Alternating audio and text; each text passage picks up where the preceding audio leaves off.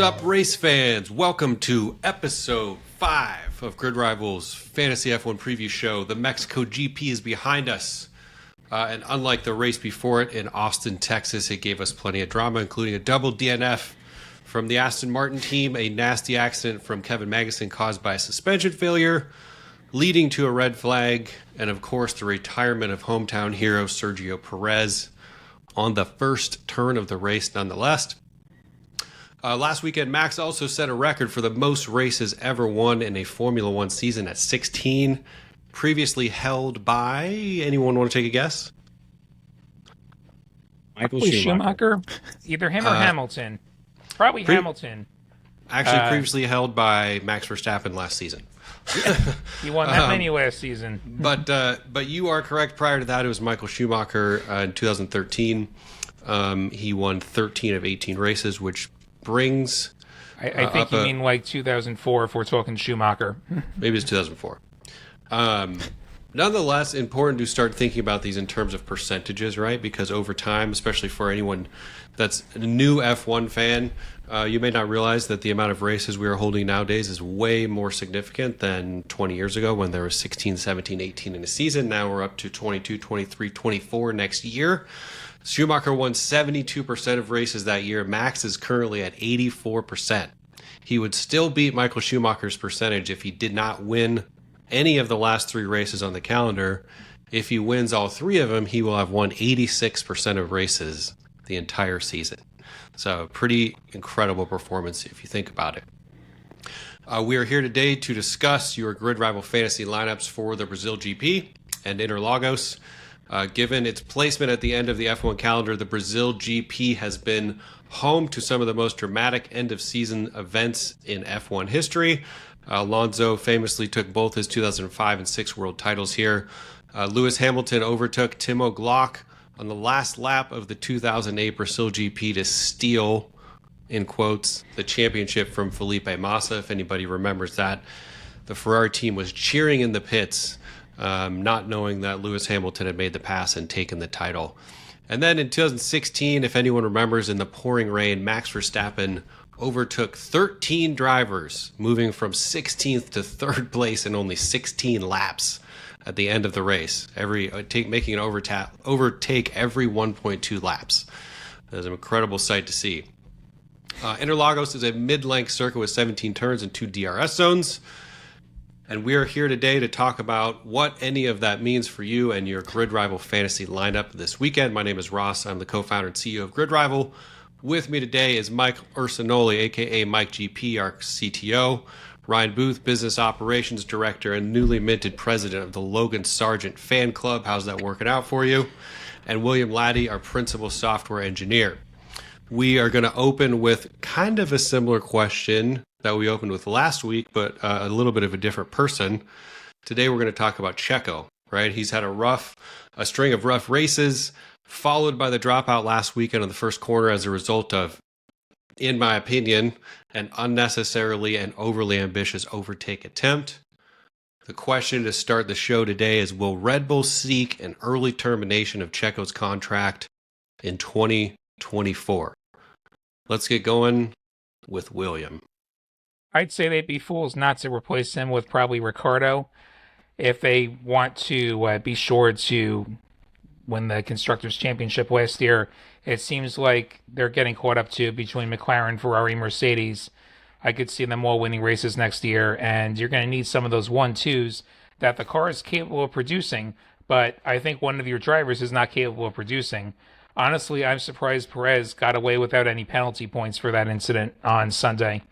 Like, that was a completely needless move, and I think he's done. He hasn't done anything since the spring, really. So I would move on from him. As much as I like him, I'd move on from him. And do you think if Perez leaves Red Bull, are we going to see him on the grid, or do you think that's the end of his run? I think he's probably out of the sport if it comes to that. I don't know that he'd want to go back to a mid-pack team, and I don't know if there are going to be any seats available unless maybe Lance Stroll gets fired by his father, which, what are the chances of that? I couldn't tell you. Mike GP, what do you think? Yeah, I mean, this is par for the course for Red Bull Racing, right? Like a lot of our favorite drivers are former Max Verstappen teammates. The grid is full of them. So it wouldn't be shocking at all if they pulled this move and got rid of Checo or signed or elevated Ricardo to the seat. What they have said is that the Red Bull team is the senior team, where AlphaTauri is the juniors team, right? So I don't see them taking in anyone else from the outside to try and take the seat. If anything, it would be, I think, Ricardo coming up, replacing Checo, and then we'll see what happens with AlphaTauri and their seats if Lawson gets his chance, which I would hope so. So yeah, I think I would not be shocked at all if that is the move they pull based on all prior examples of them doing this. Ryan, what do you think? Think they're going to pull Logan up? Well, I would say they should, but I don't know if that's quite in the cards. Even as you said, the minted president. I prefer the term elected. I believe that it was a democratically fair election. And I mean, hey, not to hijack the question, but Logan looked pretty good again last weekend. He would have finished P12, had to pit at the end with a car problem, but he also took, many people are forgetting, he took a 10-place grid penalty, so P12 would have been P2. That would have been his first podium ever. It would have been incredible. But anyways, back to the actual question. Oh, man. I think Checo's probably toast at this point. I hate to see it. I like Checo. I had him in my lineup, unfortunately. That did not go over super well for my team. But I think Red Bull's getting a little sick of him. I hope he stays. I like Checo. I think he's a good number 2 to Max. He makes Max look good, which I think Max likes. So we'll see what happens. Awesome. Great points. Next, before we get into Brazil GP strategy, a quick update on the GridRival Team League. We had some movement this weekend, I believe. Our first place player, who's not on the show, had a couple empty spots on his lineup this weekend, which opened the door for your guy William to go from 4th all the way to 2nd place. And if I'm not mistaken, I believe I was 3rd. No, you're now second. I'm second. Now. You're second. I was 3rd. Now I'm 2nd. Oh, you're 3rd. You're 2nd. That's right. Okay. Well, Williams only 174 points behind our leader, so a fair shot. That's not an I what's gained the word? 1 entire point on him last week. I gained a point. 1,050. You're gonna have that's to, one more than 1,049. You're gonna have to increase your average there if you want to overtake Harry. I need one of his guys to have a problem, I think. I thought it was going to be Leclerc. Like, he had Leclerc, and then he was missing half his wing, but he kept running just fine on that low downforce track. And then the red flag gave him a new wing for free. And it's like, what can I do? William, a little inside baseball for the audience. During the race, William was screaming in our company Slack channel about Leclerc's potential incoming penalty for this move. And now we know why. You can't drop stuff on the track. You can't even do that in NASCAR. Apparently that's okay in F1 now. You can just drop stuff wherever and cause a safety car. I'm all for it. Are we living in? I think they should undo that rule. Anyways, 1,050 points last weekend and up 2.2 million in value. The rest of us have not moved. I am still in 4th, followed by Mike GP. Mike, did you close the gap at all? You're 114 points behind. Do you remember what you were last week? No, I actually lost a little ground to you, and Ryan caught up a little bit. So Oof. Ryan's only 38 points behind you, so yeah. Better get and it he together. has more market cap than I do.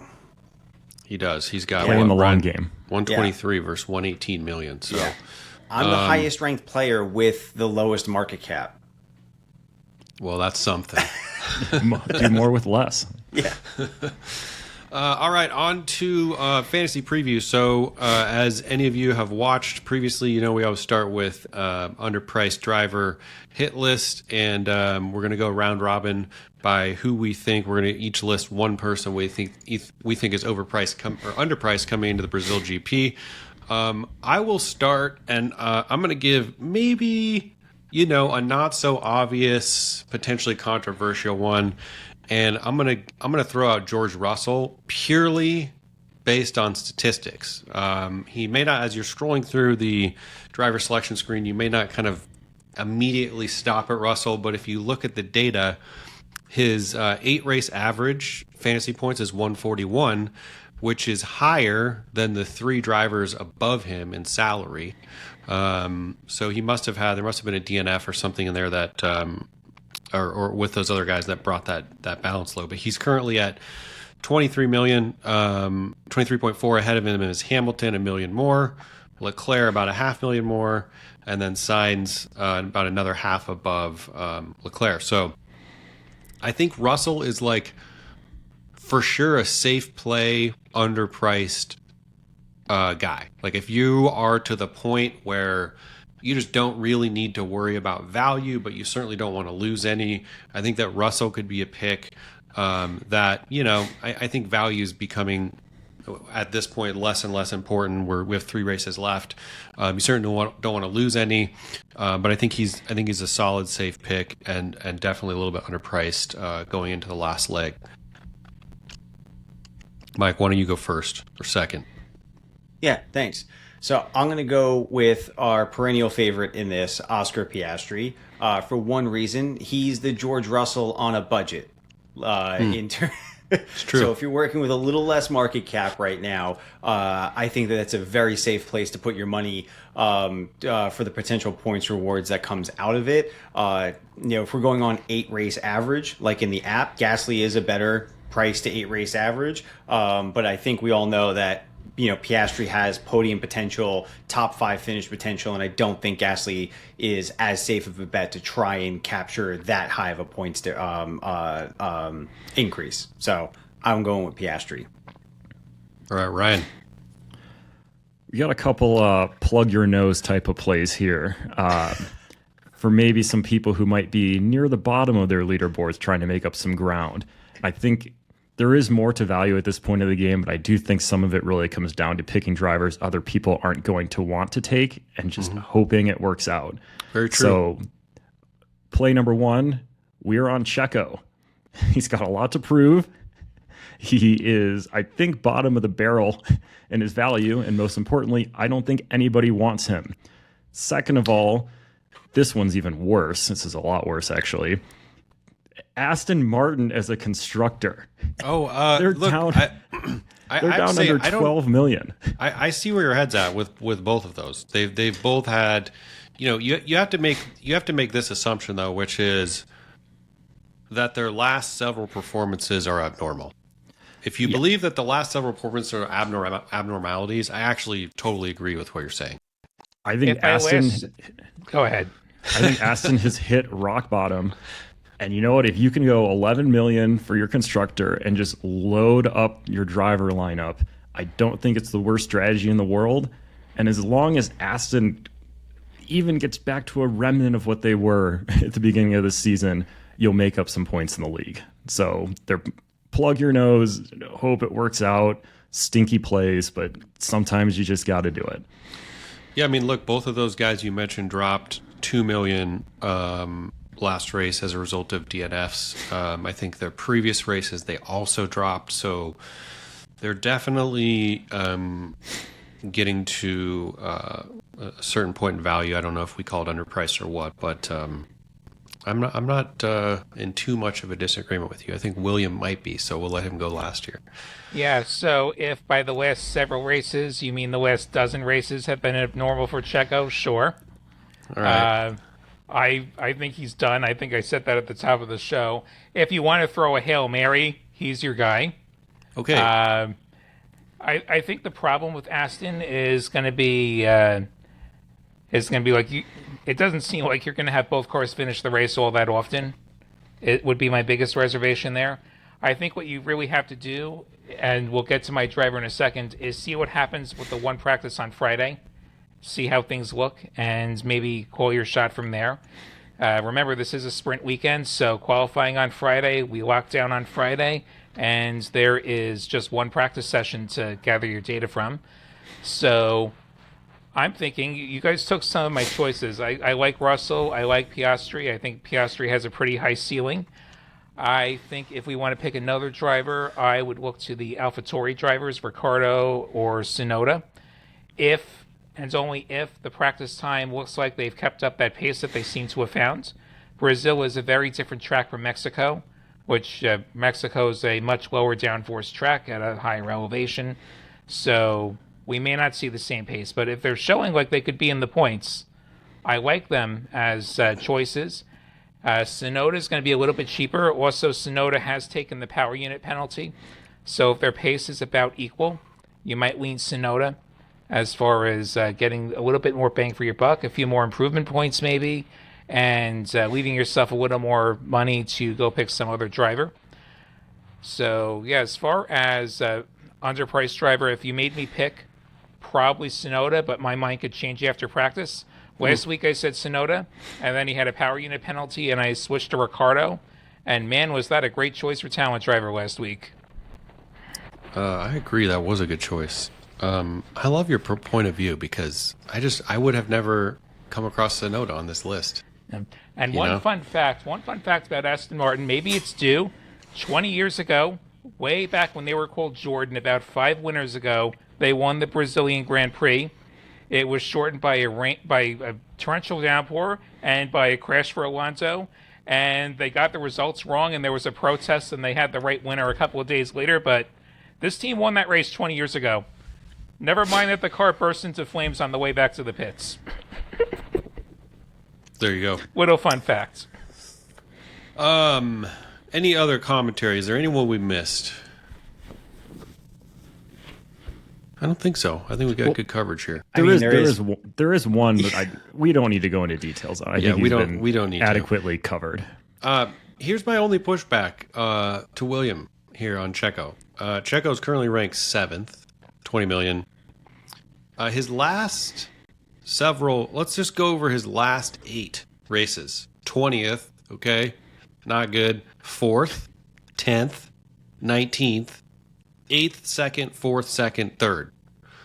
Was that 9 or 8? I don't know.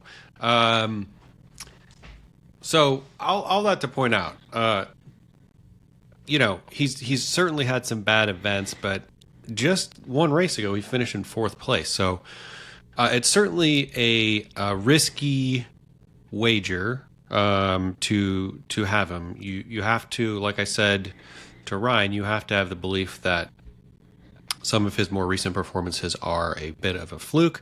Same with Alonso, last 8, 18th, 16th, 6th, 8th, 15th, 9th, 2nd, 5th. So just food for thought as you think about considering either of those guys. Moving on to my title is called Worst Pick of the Week.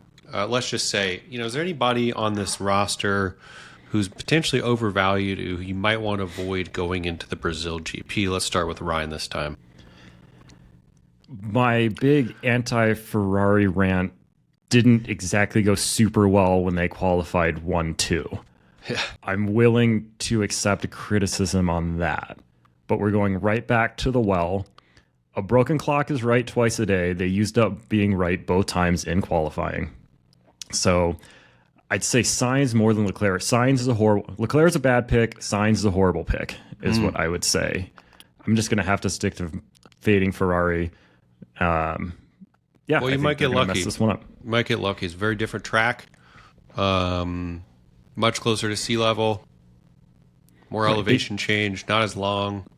Not as many DRS zones. They didn't do anything incredibly stupid in Mexico, so I think they're due for that in Brazil. Gotcha. William, anyone you think is a driver? If you make me pick one driver that I would not touch with a 10-foot pole, Alonso. Interesting. So Alonso is ranked 9th right now in terms of salary. And I think in terms of pace, that's the car's ceiling when they're not randomly practicing last and deciding that they're going to use the race as a test and then randomly retiring from the race. Like, I think on pace, that's about the ceiling if nobody in front of them has problems.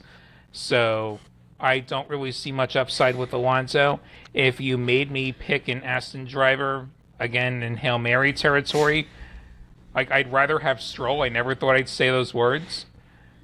But he's dirt cheap, and if we're looking at a one-race situation, there's a little room for growth as you head down the stretch here. So, yeah, if it's one driver, Alonso. I don't like Aston. I don't like Haas either. I don't think Haas is even trying anymore. So like, their drivers just don't touch them. And fair and public service announcement, watch out for power unit penalties. We saw that with Tsunoda last week.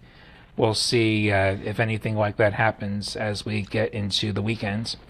So I'm going to go last. I'm going to give my answer, and it's also going to segue us into the next and final topic on talent drivers.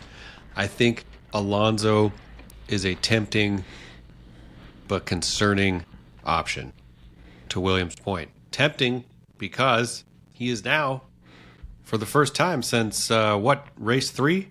Since race 1. Race 1. Since Bahrain. He went over on Bahrain. Okay, that's right. Now, for the first time since Bahrain, in talent driver territory, just 0.2 million short of the $18 million threshold required to earn double points on a driver. So I think you're going to see this go a lot of different ways this weekend. I think I think we on our end are going to see a lot of people putting Alonso as a talent driver on their team. But again, going back and forth on, is his last several races a fluke or not? It's definitely the bet you're making. If you're putting him on your team, you are doing it with the assumption that the last several races are an out of the ordinary result for both him and Aston Martin. So that will segue into the last part of the podcast, talking about talent drivers. Who do you think is the obvious choices to have on your team for double points going into the weekend of the Brazilian GP? Mike, let's start with you.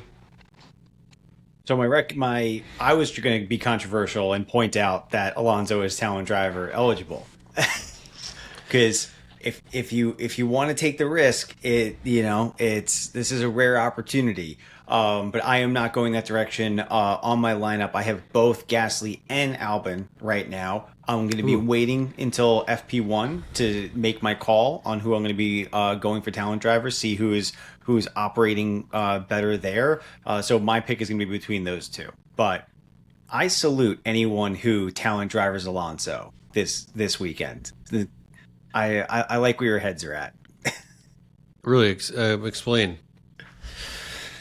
You're taking a driver who is priced out of talent driver and playing them as talent driver when they've become eligible again. The potential could be there, right? And it's not like you're betting on, someone who's, Piastri had that meteoric rise through the app and being talent driver ineligible. Alonso's a former world champion, right? There's skill, that's there's the experience. thing. If Alonso has a banger of a race, he's going to be a 300-point driver this weekend. This team is just so all over the place, though. Like they're either in free fall or they're suddenly somehow 7th place. It's true. They're extremely volatile. Yep, for sure. Ryan, what about you? Well, I already threw up the Hail Mary with Aston Martin, so why not double down and take Fernando Alonso as my talent driver? Mike said he would salute me, so I look forward to that as I race past him in the standings thanks to Fernando Alonso putting together a solid race. I don't know if it's going to work out, but at this point I have some ground to make up, so it's worth a shot. The good news is if Stroll crashes, you get a bunch of teammate points. That is true. Let's see. I'm going to go, and then William will close out with you. I have 2 leagues I'm competitive now. One of them I'm second place, so I'm going on a flyer here on my team. I have 3 eligible talent drivers. I have Albon, Alonso, and Magnussen. I think the latter we know is not an option, so it's between Albon and Alonso. And I think at this point in the league, I'm 500 or 600 points behind first place, so I got to do something a little bit wild. So I'm going to put Alonso on there and hope that we see something a little bit wild from him in our league. Well, I'm not going to tell you guys who I have, but as eligible. But I'm going to go Albon in our league. Let's see what happens. William, why don't you close us out? Talent drivers All for the right, Brazil so- GP. Like if we're looking at the upper price tier, like as far as closer to 18 million, Albon and Ocon I think are both potentially solid choices, especially if one of them's showing some pace after practice. If AlphaTauri keeps up the pace, I think there's a lot of upside there between Tsunoda, Ricciardo, like I was saying before. I had Ricciardo as talent driver last week. That worked out pretty well. If you are bargain hunting, like if you are looking at the bottom of the values, I would say that Sargent probably has the highest ceiling of anyone down in the basement. I think he's got a higher ceiling than the Haas drivers. But the floor is obviously a lot lower. His floor is the wall, really, or the gravel trap, or what have you, or a busted fuel pump on the last lap. I would also sends one word of warning if you are looking at somebody more crash prone like Sargent.